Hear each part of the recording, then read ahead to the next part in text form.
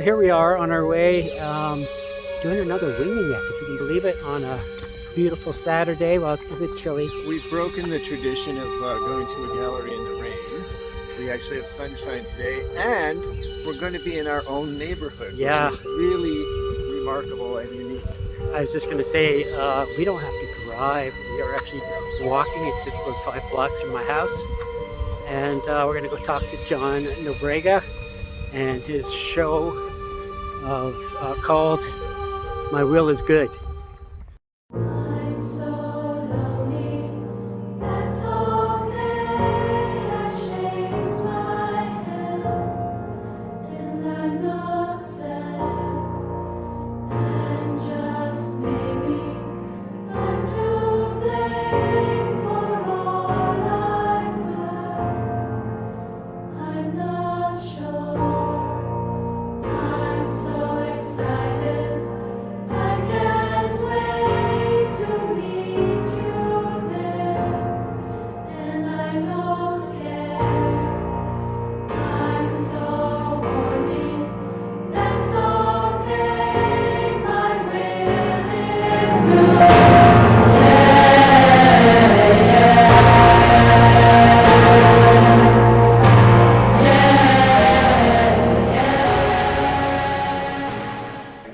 So beautiful. They're beautifully painted, masterfully painted. Thank you, Charles.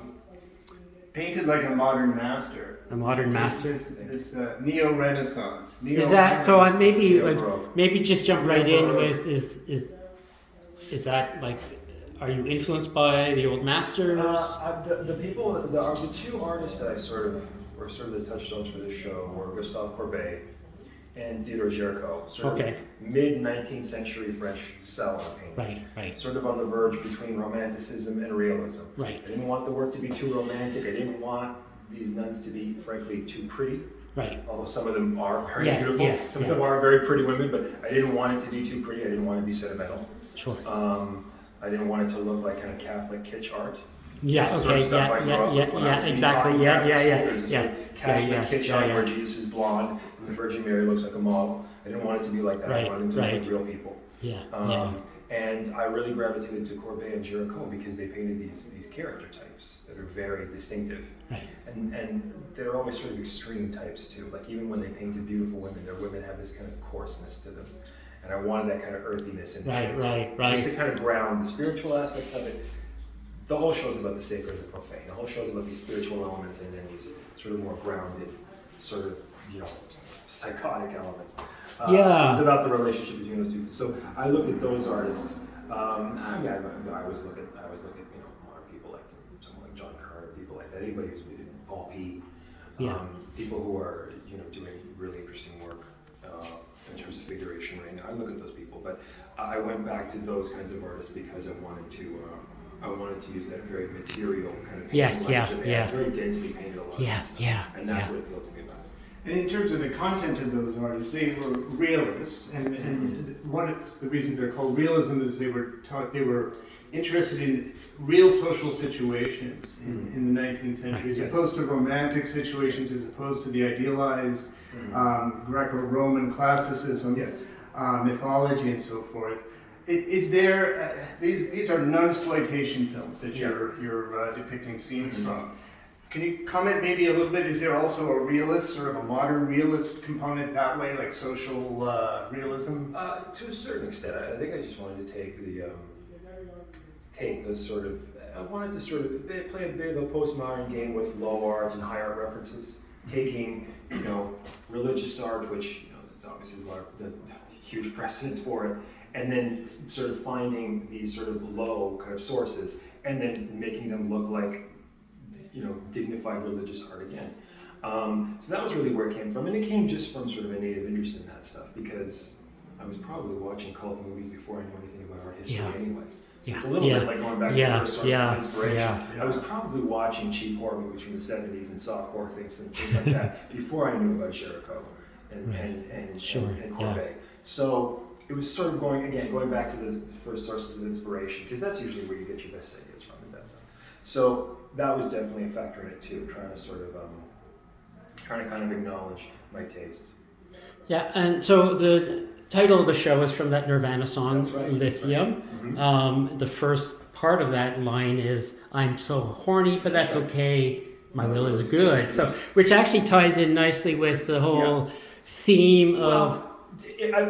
I joked to a friend of mine once that the show is basically, it's a show of, all these nuns in these shows are basically like female incels. Yes, exactly. It's this idea of like what happens when sexuality gets repressed to that Exactly, extent. Where yeah. does it go? Does it Yeah. get sublimated into a relationship with an imaginary Jesus Christ?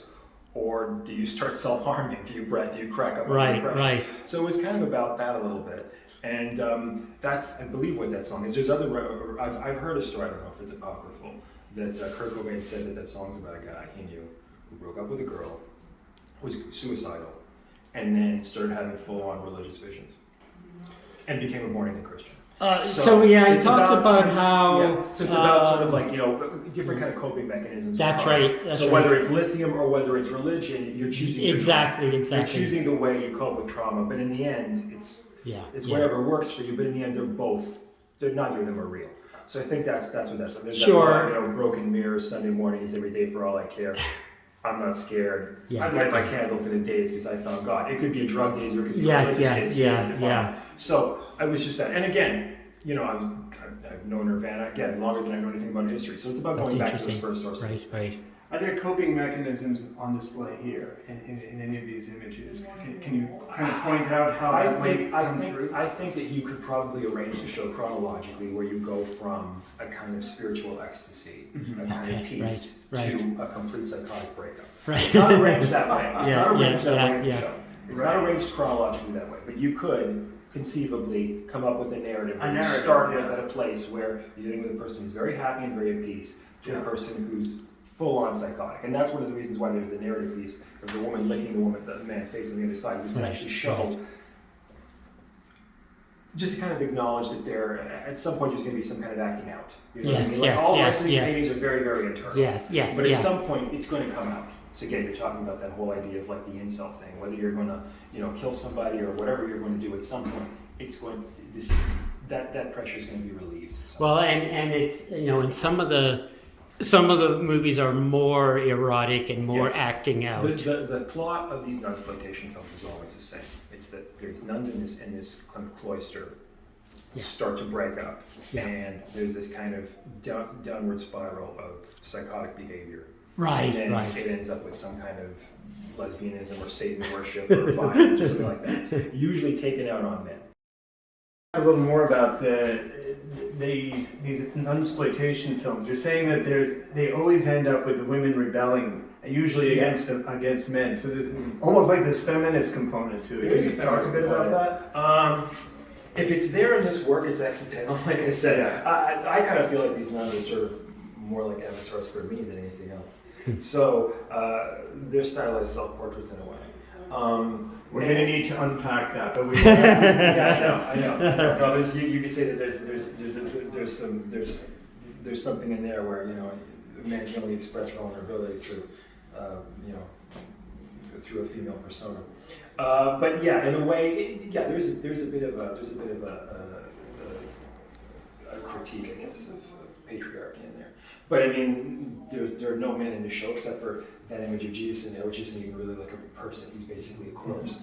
Right. And to some extent, maybe the horse kind of represents that. A friend of mine sort of said that the horse represents this kind of male authority in the show. And it is actually, I think it's a horse that, it's some Hungarian duke who had a favorite horse. And when he died, it was taxidermy. And it's still there at some state museum wearing all of its regalia and stuff. So it's about this sort of... Certainly the energy is... anthropomorphized power. Certainly the energy of a horse is much more... And also, that was the first painting that was done in the show. And it was kind of a test to see if I could do a painting, sort of in one sitting, really densely painted on panel. And became the template, technically, for the way everything else was done in the show. But I didn't want it to be a nun because I thought that would just sort of inhibit me. I wanted it to be something else. Right. Just testing that, yeah. You've chosen the size of these paintings is small and intimate. Yeah. Can you talk a little bit about that choice? To me, it makes me think of sort of the type of art you would find in chapels in old cathedrals. It was about trying to make it small so that you could be drawn in. Mm-hmm. It was tailored to this space too. similar to this space too. I mean, I think it's a good scale for this space. Yeah. Um, Yeah, any bigger paintings also get like much icons. less. Yeah. Yes, they're are small. icons, They're yeah. small. They're kind of the classic sort of portrait scale, about 3/4 human scale. And so that was really the main decision. It's, you know, I knew that I would be making about 12 of them, so it was, again, I was thinking this idea of like a ticking clock almost, or almost like the way, you know, like the typical comic book layout of the 9 panels. It's just a clock that takes you through time. So I knew that I could sort of have all these sort of close-ups pulled out of a film, and arranged, not chronologically in this case, but it would just sort of pull you through it. And there's a That personal consistency of scale. And you're saying there's a personal connection, that these are in a way self-portraits. I'd say so. Could you? Well, like I was Helps to be Catholic, I think, to I was understand raised- that. I was raised- You're raised Catholic. I was raised with Uh, religion. I- My mom yeah. was religious and became more religious toward the end of her life because my mom died Right. about 6 months ago. She became more religious toward the end of her life. So that's definitely in there. I mean, this kind of imagery has existed in my work for a long time. I've just never done a whole series based. Like really focused on Yeah, it. I've never really made it the base of anything. It's just been sort of isolated. But there's always been a kind of sort of transgressive Catholic imagery in the work there. Just because, again, if you're raised with that stuff, it's just part of it's just part of your memory warehouse. You can never really get rid of it. Yeah, You know? yeah. I And think it was Jean Paul Sartre said nothing is closer to a child than religion, because the psychology of religion is inherently infantile, or something brilliant like that. I think that's what Jean Paul Sartre said. Well, It's true. You know, once you get them, if you get them when they're young, you sort of got them for life. Even if you rebel against religion, it's still there. the iconography of Catholicism is so strong, right? Yes, yeah. And it's hard as an artist. I mean, I was born and raised Catholic, but in practice other forms of, you know, spiritual practices. But somehow the imagery, especially Jesus, Mary, the cross, some of those, they're just so strong Yes. and powerful, and it's hard to shake. And even when I, started questioning religion a little bit more, a lot of the 20th century artists, people like Francis Bacon, obviously used a lot of religious imagery in his work, and you wouldn't find anyone less religious than Francis Bacon, frankly.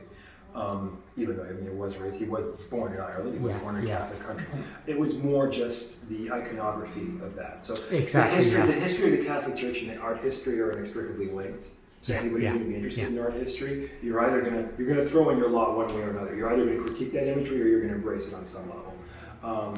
You see someone like, you see a lot of modern artists, surrealism, stuff like that, using a lot of that kind of Catholic imagery too. There's a lot of nuns in surrealism.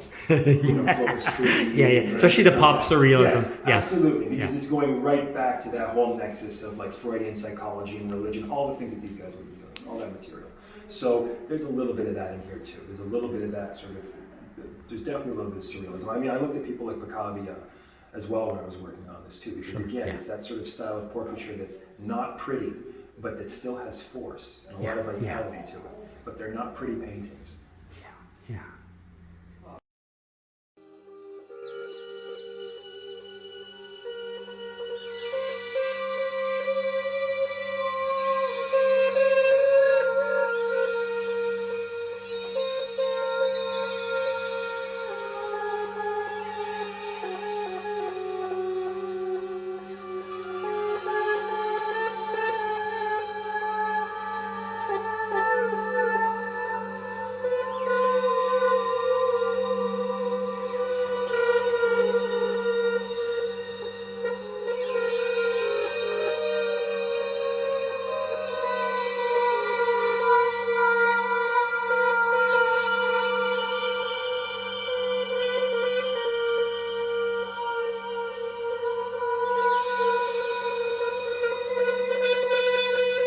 So all these paintings are specifically from the movies? Yeah, they're from different films. Okay.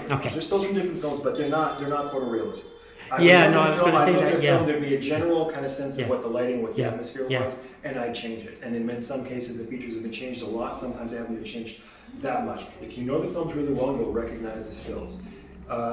but in many cases you might not. Right. So they're not. They're not necessarily the. No. I did work from photo. I mean, this one's very iconic. Yes, that's from Black Narcissus. That's from the Michael Powell film Black Narcissus. Okay. There's a very famous. Yeah. But I mean, that still doesn't really look that much like Kathleen Byron. If I showed you the still, I did alter it a little bit. Well, and I was going to say they're realistic, but they're not photorealistic. They're actually because photorealism is about painting the photo. Yeah. Whereas this is you're still capturing the person. Yeah, I wanted them or to creating be, a person. I wanted them to be emotional. I didn't want them to be dealing with some kind of like the photo show game with postmodern representation. Yes, That's not really what the show's about. No, it's great. And you really feel, like, especially the ones where you see the eyes, and there are moments of heightened experience. Yeah, that's right. And like you feel it. You can feel like you're in front of that person. Well, it's one of the things, again, it's sort of again, you're going back to people like Géricault and Courbet. There's a lot of people in emotional extremes in their work. There's that amazing Courbet painting of the madman. Where he's got his hand holding his hand. Yes. There's there's Géricault paintings of the inmates of the madhouse, which is that incredible series that he did right after the Medusa and stuff. There's a lot of paintings of people, who are in really extreme psychological states. Yeah. So that was really, really interesting because you know why they did it back then, because it was very much an antidote to that, post-Napoleonic, reserved, almost Roman bust form of portraiture, where people are just sort of very placid looking. That kind of neoclassical sort of portraiture. So I was looking at that stuff again for how to paint extreme expressions, because it's very easy when you're painting someone in a really agitated state for the painting to just become really, really ugly. Right. For it to just look bad. In a way, I was telling this to a collector a few days ago, in a way these paintings are kind of more expressionist than anything else. They really are about isolating one emotion and making it about that. So they're closer to Monk in some ways than a lot of other people, where it really is about simplifying and making it about one emotion. So I almost feel like they're more expressionist than almost anything else. So you're cutting through the artifice of the nunsploitation films, which were made for a certain purpose. Yeah. And it doesn't sound like they were made for the purposes that you're describing. Not necessarily. But you're cutting through that artifice to get through to something genuine, or are you saying that there's something genuine behind? I think that there's something genuine in that source material. I think that they're plugging into some kind of source of power because they know that kind of imagery does have power. Mm-hmm. It's weird that you show these paintings to people who don't know anything about religion. It's like, oh my God, that's so hot, that's so cool. You know what I mean? People that don't know anything about religion, that imagery carries that sort of charge. That was part of the interest in that too. And I hadn't really seen anyone do it before as well. So I see a lot of people work with those kinds of cinematic, sort of kind of grindhouse settings. But I didn't see anyone do it this way. So that was also part of it. But I think that there's definitely something. There's definitely something really vital in a lot of the imagery of those films. Too. Yeah, they're crashing through taboos. They're not doing it in a very thoughtful way. But those movies do affect you for sure. Well, and so we were just on the way over talking about this, like, are they just B movies or? Some of these are art house films. Exactly. Some of them are art house films. Some of them are social critique. It's about 50-50 that some of them are art house films and some of them aren't. Some of them are really B or C grade movies. Right. That was the first painting that I did in the whole show, and I did it in one sitting. A lot of the best paintings in the show are done in one sitting, frankly. Oh, really? For about 4 or 5 hours uninterrupted work. Interesting. In some cases. So I did this painting as a test.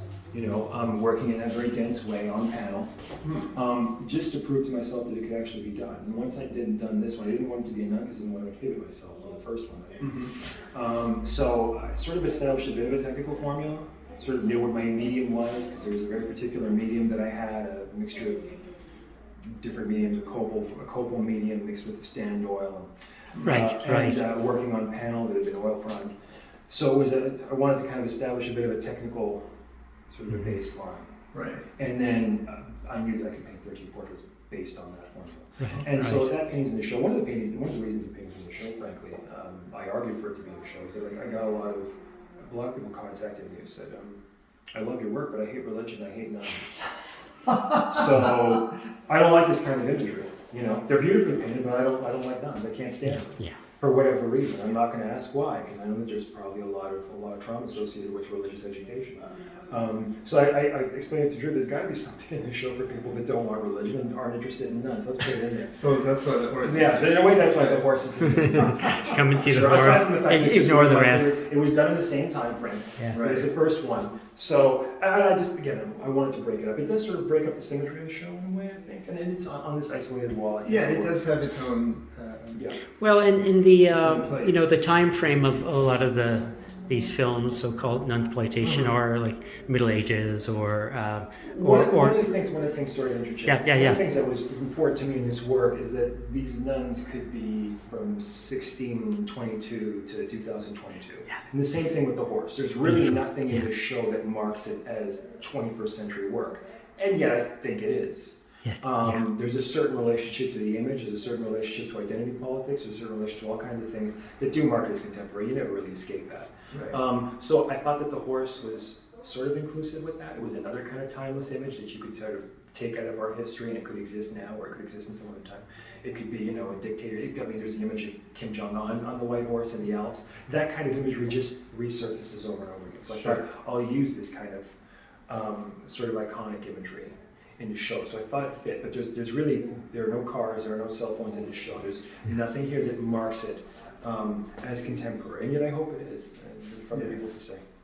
Well, the people look alive in the paintings, right? So Again, that goes back to that kind of immediacy you see in those artists' work. You see Jericho, and that they were trying to make the people of their own time feel really palpable in a painting, as opposed to someone who's an exquisite painter, someone like Bouguereau from the same time, where it's just vacuum sealed. You know what I mean? There's no reality that intrudes about. They're beautifully painted paintings, but there's very little reality never intrudes on that imagery. And there's a lot of Catholic imagery. Well, and just the other interesting thing I'm thinking about, because I'm looking at this one going, I mean, she looks like she could be a Hollywood actress. And of course, the movies were made in the 50s, 60s. Usually European films. So the actors were you know, from that time, and there was a different look. They're healthier. I mean, I look at these and I go, these people have teeth. You know, like simple things like that, right? Like real teeth. The reality of the time is they wouldn't have looked as healthy, maybe. That's right. Yeah. So there is a little bit there. Yeah, there's definitely that sort of artifice of that these don't really look like real nuns. Yeah. And people have joked about social media. It's like, I never had any nuns. Yeah. Look No, like these nuns. yeah. That's part of it too. I think maybe it's a bit of a concession to modern But taste. they didn't grow up in Europe. That's why. right. But maybe European nuns were all big. maybe it's a concession to the taste of modern audiences to make them attractive enough that you can have some kind of identification. Because if you don't have that, and it's maybe interesting. it becomes about You're something else. painting the nuns who weren't the mother superiors or the maybe that'll be your next show. Maybe that'll be your next show. The stern, there's a different. These are the rank and file. These are the innocent. They're learning. They're the ones who are being exploited both by the church and maybe by the film industry. That's right. That's right. Yeah, and in particular, there's a lot of the imagery from the show comes from one particular film called La Sexorcista. It's a Mexican horror film from 1975. Right. And the actress Cecilia Pizet, I mean, they virtually tortured this woman making this film. I mean, I don't know what kind of protections there were, but I mean, they put her through a lot making this film, and she has an amazing face. She's featured in some of these paintings. Yeah. And she has one of those great, very expressive faces, but she doesn't look like she's acting in a lot of those scenes. They're genuinely putting her through some kind of traumatic experience, right? Yeah. So that's again sort of playing with sort of the reality artifice that kind of going through the show.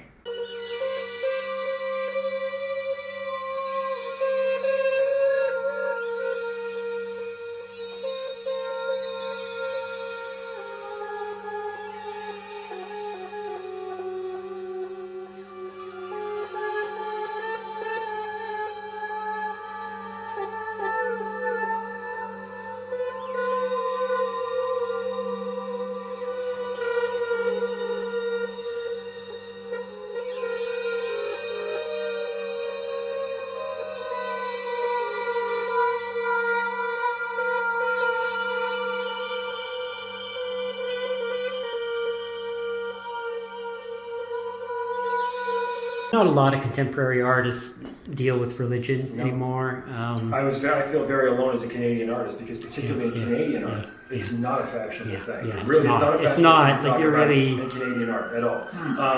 So I mean, someone like I did kind of look a little bit growing up to someone like Attila Lukács because he was dealing with that kind of because he was dealing with imagery that was sort of a little bit outside of the mainstream. Yeah. Even though he was dealing with queer aesthetics, Yeah. But he was doing it in a context of figuration. But yeah, there's not a lot of precedent. And the only thing for is like dealing with Jean-Paul Lemieux in That's Quebec. right. Yeah. Yeah, there's not a lot of precedent in Canadian art for Yeah. religious imagery. There is. Yeah, If yeah, you think it's yeah. how much it's dominated by landscape, you can really see that. Yeah. So it's bold. It's bold and a risk for you to do It that. is a risk, but my parents are European immigrants too. So in a way, I'm sort of a product of both cultures. So that was always going to color it for me. Yeah. I didn't grow up in Northern Ontario. I grew up downtown Toronto. Sure. I grew up, Yeah. I never, when I go to the countryside, for me that's exotic. Church feels like home to me because I was forced to go every Sunday for years and years and years. But when I go to Well, there's still a power. When I go to Northern Ontario, that feels weird to me because it's not what I'm familiar There's still a power in. I personally, I'm interested in all religions. I'm going to temples and did meditation and stuff, and I still find non-denominational type things or a United Church. Yes. But going to a Catholic church service is still very moving. It's a very stylized ritual. It's a really stylized ritual. It is very ritualistic. Yes, So yes. So all those things that the Protestant Reformation sort of took out. Of They got rid of all the ritual It's the and things that are interesting to me about it, to be honest. Well, they took the aesthetics out, Yes. the art. They out. did. All the holdovers Yeah. from paganism. Yes, All the blood and all the sort of blood sacrifice. Yes. All those kinds of the sort of the god is human sacrifice. All those things that go back to the ancient Greeks. Yes. The Dionysiac aspects Sure. of it. Yeah, the Denies. That are still inherent in the Christ myth. They're there. They're absolutely there. Yeah. In an art history class, you're gonna get whole sections on medieval cathedrals, the Romanesque, the Gothic, and so forth. You don't really see anything on Reformation, post-Reformation architecture, church architecture. Yeah. For a reason. Yeah. No, a lot of the Baroque aesthetics get sort of leached out of it. Yeah. A little bit For later sure. on. Yeah. And at that point, it's again, you look at Romanticism, you look at Surrealism. There's a lot of nostalgia there's a lot of medievalist nostalgia in that work. Yeah, for sure. Because they see that there's a relationship to religion and to spirituality that's really intense and very direct. Yeah. So you see that, and you see that in Romanticism. You definitely see that in Romanticism. You see it in Surrealism, which is symbolism. All those kinds of romantic and post-romantic movements that dominate the early 20th century. There is a kind of medievalism in that work. It shows up even something later on. You also see that kind of medievalism. It shows up in the 70s as well. Oh yeah. It shows up in a movie like The Godfather. Where it's all about the family. Oh and gosh. the Yeah. government doesn't even exist in a movie like that. The Yeah. idea that the Yeah. government is actually any kind of break on these people's behavior, it's not even there. It would have been there in the 50s and 60s. There would have been some acknowledgement that there's cops. There's no cops. There's one cop who gets shot in a movie like The Godfather. The idea that there's the idea that there's It's very feudal. Yes, the idea that there's some sort of societal controls on people's behavior. Right. No, it's the family.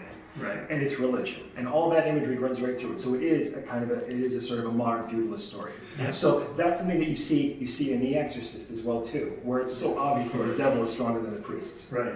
Again, in the 19th century, they wouldn't have acknowledged that. Right. That's really only a 70s thing. It's that belief, and I think also that was sort of the decade where really America really becomes kind of a secular society, and Europe as well too. Church attendance goes down like 30% between 1960 and 1980. Maybe more. So those kinds of that. So again, that plays into this sort of thing where that kind of imagery comes back, but it comes back inverted. Right. It comes back inverted. It's no longer uplifting anymore. It's this religion is almost a kind of a sickness. Right, which might explain again your friend's comment. I don't like nuns. Yes, I don't like pictures. Of Which nuns. is totally understandable. Which is totally understandable. I didn't have any negative experiences with nuns. To me, it's just, again, like I said, it's a kind of it's a shorthand. Sure. It's a shorthand for representing a certain kind of relationship to faith, to your own sexuality, and to society. Sure. Which is basically that you're isolated. But artists are isolated too. And you know, I've and I mean, part of your creative process is always being isolated. So that relationship between a kind of a monastic life and a creative life, that's definitely one of the subtexts of work. Okay. When you talk about how The cloistered world of the artist. Yeah. Absolutely. Interesting. Absolutely. Yeah. Interesting.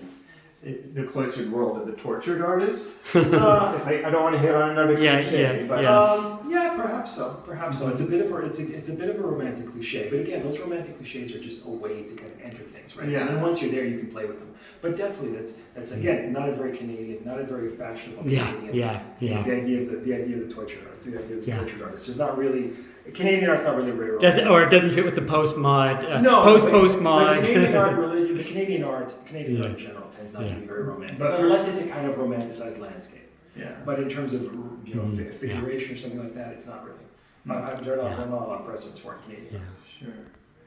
Sure. I'd like to ask a question about technique and process, if I might. Sure, absolutely. If I'm going into territory you don't want to reveal, none of it's your proprietary. tricks, Go ahead. Let us know. But if you're saying you did these in like 4 or 5 hours, a single sitting, some of them. Okay. How would you start? You would start with your blank, and what are you doing? Are you drawing with pencil? There's a drawing in pencil that would usually be done before the painting. So a lot of my decisions are done before. So you have a sketch made somewhere. I have I have photographs. I have a couple of different pieces of printouts and things, and then I draw, and then the actual painting takes about 4 or 5 hours, and that's uninterrupted. Wow. Usually that's uninterrupted. Wow. Because I just find that if you stop, it's sort of the momentum's not working. That's about half the paintings in the show. The other half were built up maybe out of 2, maybe 3 sittings. In those cases, I was always tempted to just kind of wipe them down and start again, but I like the image. I could just see that it wasn't really there resolved as a painting yet. It just needed to be developed more. But whenever I've tutored students, I've always told them that you will either have 2-hour paintings or 2-month paintings. If it doesn't come together in the first two hours, you're probably in for the long haul. You're going to be there for 2 months. Trying to resolve it. And there are some painters who are exclusively 2-hour painters. They can do really fast content. They want to get everything done. There are other painters who can only work in layers and who develop images over a long period of time. Where it becomes like a palimpsest where all this sort of time gets compressed. These look very layered. They look some like of them do. They look. That's why I was so struck when you said, "Oh, some of these I did in 4 or 5 hours." Yeah. They look very, very layered, very densely built up. I find that if you're painting these kinds of extreme expressions, I find that the immediacy that comes with painting something fast does more justice to it. Yeah. So that was one of the considerations. It was one of the things that I realized very early on, that if you're painting someone with this kind of rictus of pain on their face, or like a grin or something else, the more you work it, the more that expression starts to freeze. It starts to become, it loses that vitality, it loses the immediacy. So by painting it very quickly, you're capturing an expression on the fly, which in real life would be very fast. It'd just be a glimmer on a person's face. Again, it's one of the reasons why you kind of need to go to cinematic references for this, because in portraits, that actually to paint from someone from life and have them maintain an extreme expression, their face does turn into this kind of mask. You couldn't have someone anymore. So in a way, this again sort of playing with the idea of that's interesting. You're painting sort of neo-religious portraits, but in a way that they never would have, and wouldn't have been able to, because they wouldn't have had access to this archive of imagery that we have. Right? Yeah. So it sounds like you also have to get in the zone, right? Definitely. To capture something, and when you're in the zone, you just want to keep going. No, that's right. That's right. And you definitely. I'm pretty good at focusing now, but it's definitely a process of kind of clearing your mind. Sure. And there's maybe a little bit of method acting that goes into it. You do find yourself sort of channeling a little bit of the emotions you're painting. That's kind of inevitable. That makes sense. Yeah. So there's definitely a little bit of there's a very strong identification when you're painting anybody. I know there's the cliche that every person that you paint, you end up projecting your own physicality on them a little bit. You end up making them look a little bit like you, like Giacometti being a very tall, low, thin guy. And Picasso having these really forceful lines. Yeah, you've been pretty good at making these not look like. I hope so. I John don't Nobrega. But when I was painting, for sure, there's definitely a little bit of mental preparation, because you just want to have